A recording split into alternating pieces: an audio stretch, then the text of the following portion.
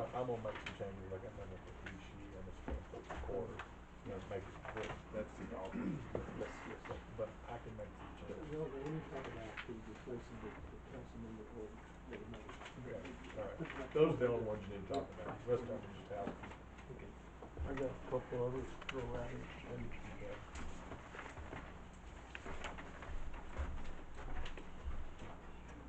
Glad you did the one on.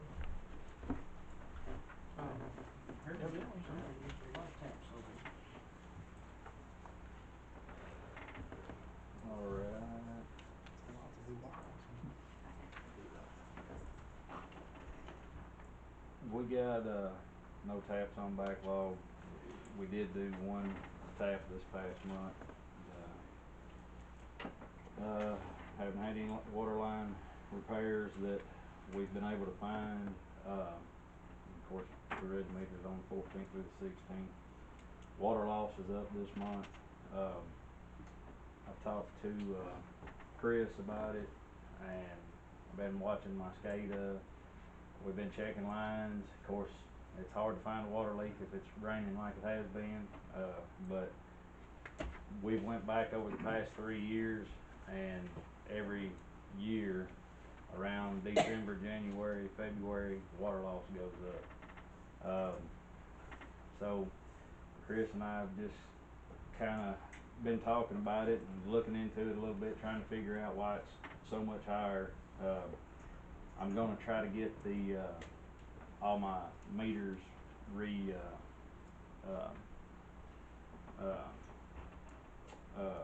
calibrated, and see if maybe it's just an error in the meter reading from Gallatin to Fairfield, something like that. Because I've had a couple issues with the SCADA system going down because of cloud cover, where it's solar powered. We have a few issues sometimes during real cloudy months. The batteries just don't get charged up enough, and they'll kind of go out. So we've been going around and trying to take the trucks, hook jump cables up to them, make sure the batteries are boosted up on real cloudy weeks that we've had and things like that. So I'm hoping We it's just actually had to have the one in Gallatin, we had to put it, have it Yeah. added to Cumberland Electric. Yes, sir. So if that gets to be a big problem for us, We may have to do the rest of them. we have to look at that. I'm just hoping that that's where my water loss is coming, because we're not finding any leaks.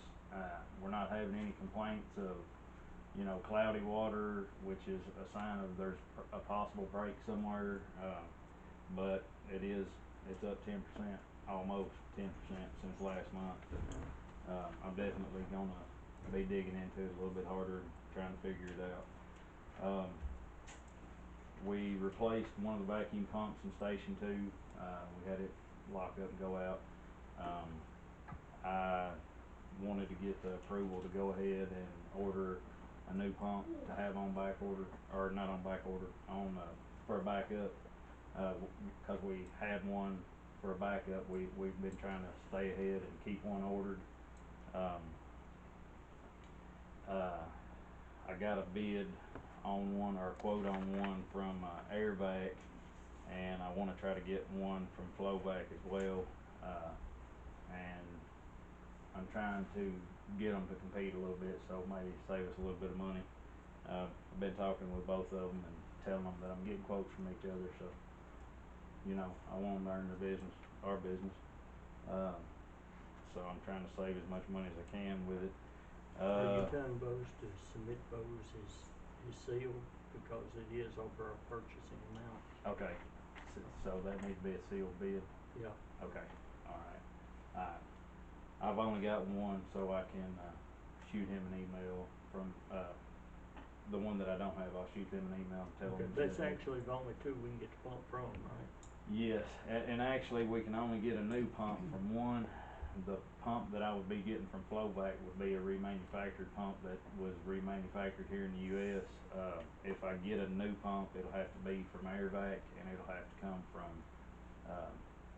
Germany. It has to be shipped over all the way over here. But they're the only ones that at this time that sell new pumps. But there is a guy in Florida, that's working with Flowback that, is remanufacturing them, and, they come with a warranty and everything on them as well.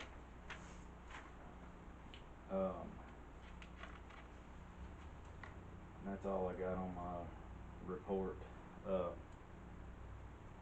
got a couple things I wanted to talk about. Can we go back to Go this ahead. water loss before Yes, you ma'am. get started? Why are we not using any of the fire department usage? You don't have anything there, water bill adjustments? Is there a reason why we're not using those numbers? I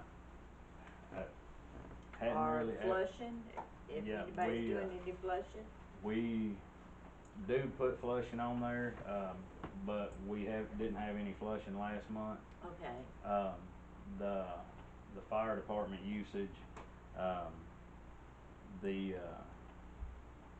what I'm understanding, I'm still trying to learn on how to do all this. This is my second time putting this together, and Chris is helping me. Is it's not making a difference in it when he put it in there, and I hadn't had it to put in there. So you still need to, in my opinion, you still need to record it there. right, okay.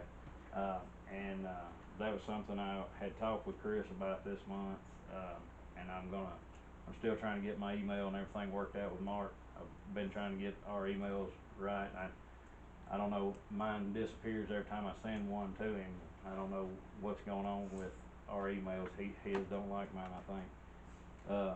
But we've been talking about that this past week, Mark and I have. And I will get it on there next month. Are you all still keeping up with the water bill adjustments? Yeah, but he doesn't use them. TAUG told him not to. Okay.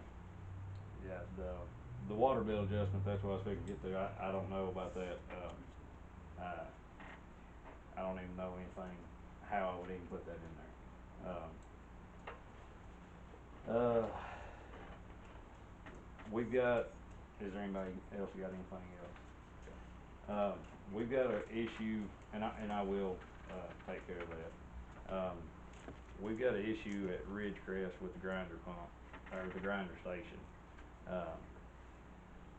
We've had a new VFD put in, and I don't have the exact number with me. I was trying to get all this stuff together today, and I just ran out of time with everything.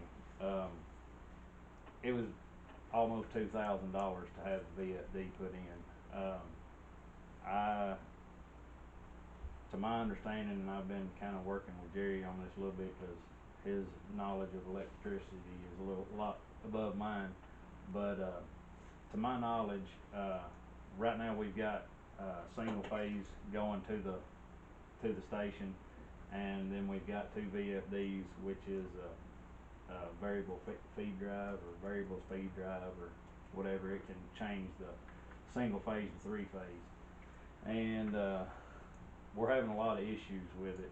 Like every day we're having to go over there and reset those pumps every single day. Well, today we went over there and reset them this morning, and went back over there this afternoon, and it won't even do anything. I did call Jimmy Little to come out. He's supposed to be coming over tomorrow to look at it again. But we've had issues with overflows over there, and it gets really backed up over there. We're in the process of working on trying to find, in the heavy rain, where we're having some I&I issues over there, which is inflow, infiltration, from the rainwater. And then, we're gonna try, I'm gonna have to do something to get that station better, equipped, because even when it's not raining, we've had it overflow because the pumps will kick out. And I've talked to an electrician, had him come out and looked at it, and then Bryant, the city engineer, he came out and looked at it, and we kind of talked out there together, and spent quite a while out there looking at everything. And the city engineer recommended that the best thing would be if we could eliminate all the the VFDs and things in there and go to straight three-phase instead of going from single phase and converting to three-phase. It could help eliminate some of our problems. I had the electrician look at it to see what it would cost. Of course, what he priced it was gonna be over, what, the mayor would be allowed to sign off on, so it would have to be voted on. But if, just say if we have to keep replacing VFDs because it keeps continuously burning them up and things, it would, the cost of it, from what I seen, would replace, or would cover it within a year. And, if it can cut out a lot of, overtime, just, last month we were out there, I can't remember exactly what time we left, it was somewhere like 1:30 in the morning, cause we had to pump it down with the sludge truck and haul it and dump it in another manhole.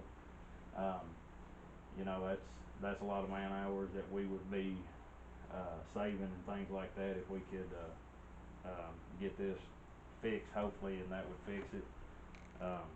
In the past, a lot of things have been band-aided because of, you know, it would break down in the middle of the night, call somebody, they come out and fix it, and then, you know, get some people, the mayor knows, a lot of times, you know, we're a small city, they don't wanna come back and fool with us, they'll come and get us going sometimes, and then a lot of people don't even wanna come and fool with us at all, so, you know, having somebody like Jimmy Little, and, you know, that'll come anytime we need him is great, but what I'm having issues with is him coming back and fixing it the right way. You know, sometimes you can put a Band-Aid on it to make it last, you know, through the night or whatever, to get home and get everybody back in service, but, I wanna get it fixed the correct way. I don't want it to be just Band-Aided, because I think we're just throwing money at it, Band-Aiding it, when we could, just spend one big amount on it at one time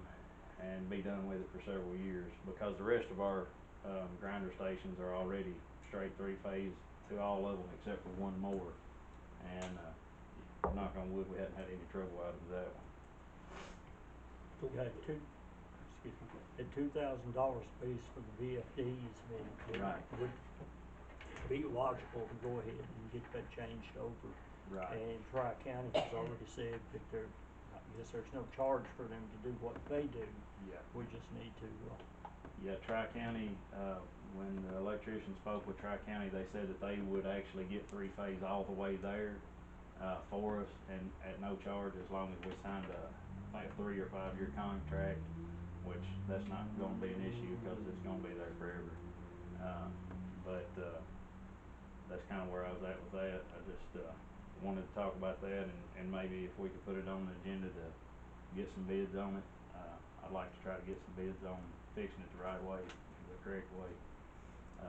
Converting it to three-phase would be, the you've already correct way. got the price for converting it, don't you? From one, but when I seen that it was gonna be higher than, you know, what we're allowed to spend, I figured I would have to get sealed bids on it, so I just didn't. John, that being basically a repair and not a purchase, is that something that's already been voted on in the budget, that can, you know, in our annual budget? That If you you go got, ahead if and- you got repairs as a line item in your budget, and it's still though, if it's something over your bidding threshold, you still have to bid it, but you just already appropriated the money for it.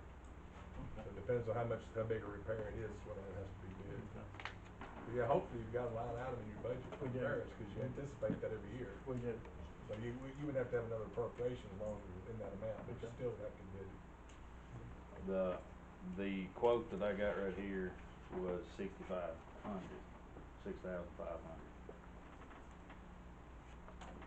Do we have to vote to have it bidded out, or can he go ahead Can you go ahead and get it? and? Oh, yeah, he can go ahead, and if what's the bid threshold, Mayor, is it $10,000 or $5,000?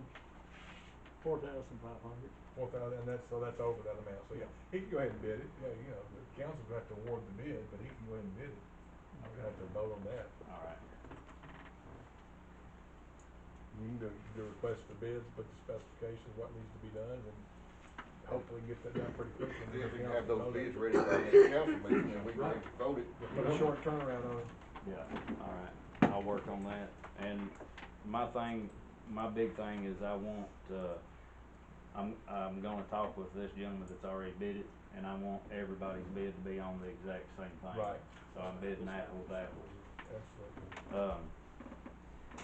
My next thing I wanted to talk about was, the CDL classes.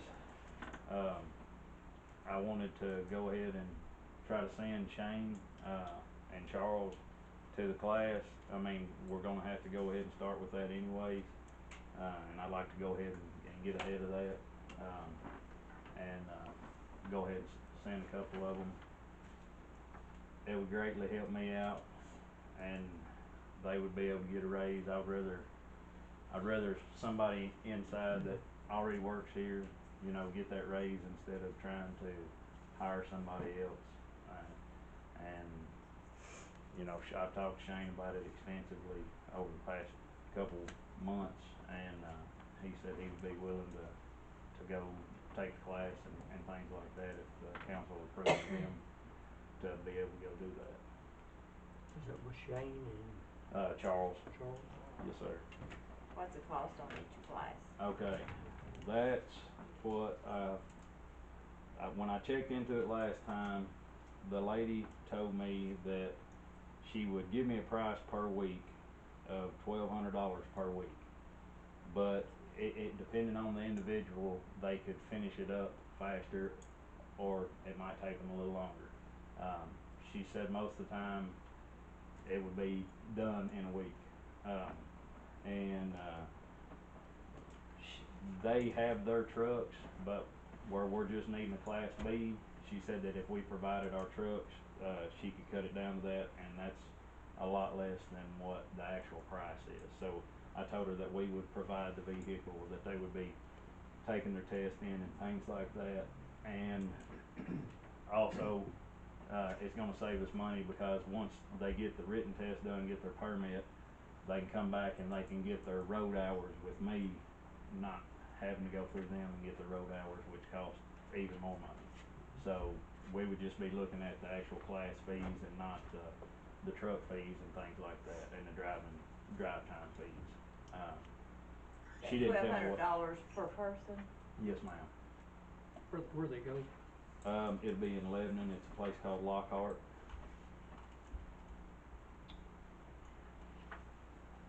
And she said that, it's probably too much information, but she said that they could break the test up in separate sections, because like when I went and took mine, I took it all at once. And I think that might be one of the things that the guys have had trouble with, is they're kinda overwhelming themselves. She said that they break it up into separate parts and take a test over a certain section at a time, so they can focus solely on like air brakes, or they can focus solely on general knowledge or whatever.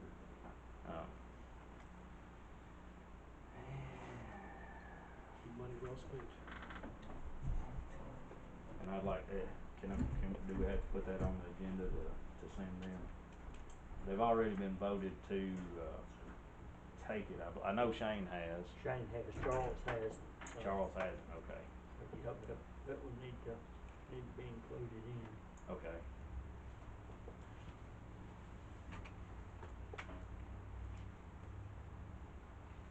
We'll be looking at the budget amendment, I think your training is quite a bit over budget. Okay. So that's one of the things on the budget amendment tonight. Okay. We're gonna be looking at later on. Okay, alright. And I think that's it. Hired anybody lately? I did hire 2 part-time. They've, one of them started last week and one of them started this week. So far they're hanging in there. They made it through today on a rainy trash day and a rainy cold trash day. I told them today would be the worst day of their life, just giving them a heads up before they started, because when you're on that trash truck and it's cold and rainy, it's rough. And they were both smiling all day, so I guess that's a plus. They were delirious. Yeah, that's right. Smiling. And I would like to say one thing. I know there's, and it's none of my business, it's not in my department or anything, about Amanda. I've worked with her here lately more than ever. I didn't really had ever even spoke to her prior to her becoming with the codes enforcement and animal control and things like that. She was out there the other day at the house that we were cleaning, and I mean, she was working as hard as any of my guys were. It was nasty. We were all nasty. It was raining. It was cold. I mean, she did a great job. You know, everybody makes mistakes. It's none of my business what happens, but I just thought that I would put my input in, as, you know, she is a hard worker and she seems to really care about the city. And for the money that we pay around here, that's hard to find. So I would ask you to take that into consideration. And I don't even know her personally. I've just only talked to her like 4 times at work. Just, that's my 2 cents. Before you head out, I Yes, was sir. gonna mention, the I&I that you were talking about. Yes, sir. You think about it as I&I just being a little water that's getting into the system when it rains a lot, and, it overwhelms our system completely from our pumps right to our plant. Just to, give you some examples that they pulled a couple weekends ago, on a dry day, we have a 300,000 gallon capacity at our treatment plant. On a dry day, we usually have an inflow of 125,000 gallons. We had 1/4 of an inch of rain on the 26th. That 1/4 of an inch of rain brought it to 191,000 gallons. On December the 15th, we had 2 inches of rain that carried it to 611,000 gallons. And on December the 16th, we had 2.2 inches of rain, and we had 729,000 gallons. You think, okay, it's no doubt we're having overflow issues and things like that, but think of the expense of what it's costing us to treat this extra water. Chris, by pretty much from mandate of the state, he's been going in, between him and Thomas, and checking the plant at least once or twice on the weekend. That is a small price for us to pay to be able to avoid the overflows, because we have new rules. I don't know if they've gone into effect yet, or if they're going to December effect this year. shortly. It's going to be going to change all the what's it called now? Overflows and releases. Yes, sir. And there's a lot of controversy about it with the EPA and TDEC, but what we're running to try to in an attempt to avoid the fines, we're checking on the days we're getting 2 inches of rain. We're checking that plant a lot. It is actually paid off, and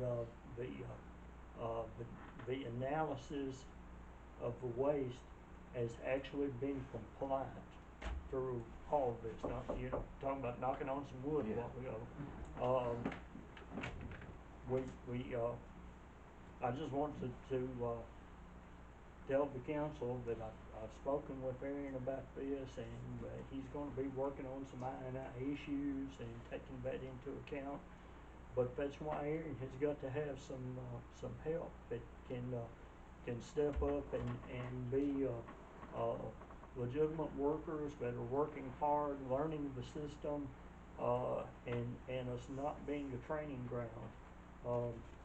We were very fortunate in the fact that Chris Carter was standing in Aaron's shoes 30 years ago at this time, and he has stuck around. He's a wealth of information for us, and he knows what to do. He's got good rapport with the folks at TDEC and all the state functions, and